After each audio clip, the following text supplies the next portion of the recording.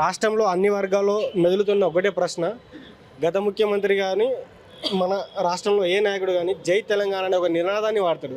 ఎందుకు మీ ముఖ్యమంత్రి జై జై తెలంగాణ అనే నినాదాన్ని అసలు ఎక్కడ కూడా మాట్లాడడం లేదు, అనడం కాదు, చేతలలో చూపిస్తుండు మా అన్న సీఎం రేవంత్ రెడ్డి గారు చేతలలో చూపిస్తున్నాడు. మాట్లాడి చెయ్యిలూపి టాటా చెప్పిపోయే రకం కాదు మా అన్న.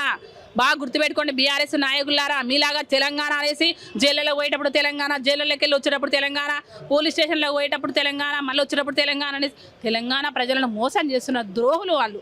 కానీ మా అన్న అట్లా తెలంగాణ కోసం ఖచ్చితంగా పనిచేస్తుండు. తెలంగాణ అస్తిత్వాన్ని ఇలా కాపాడి తెలంగాణ యొక్క కోసం కొట్లాడి ప్రాణాలు అర్పించిన ప్రజల కోసము, నాయకుల కోసము, కళాకారులు, ఉద్యమకారులు అందరినీ గౌరవించి ఈరోజు వాళ్ళకి స్థానం కల్పించింది ఎవరు? మేము కదా, మా కాంగ్రెస్ ప్రభుత్వం కదా. వాళ్ళ తెలంగాణ అంటే అడుగడుగునే కనిపిస్తుంది. తెలంగాణ అంటే అడుగడుగునే కనిపిస్తుంది. నువ్వు రాష్ట్ర గీతాన్ని ఇవ్వలేదు, కనీసం తెలంగాణ తల్లిని నువ్వు ఇవ్వలేదు.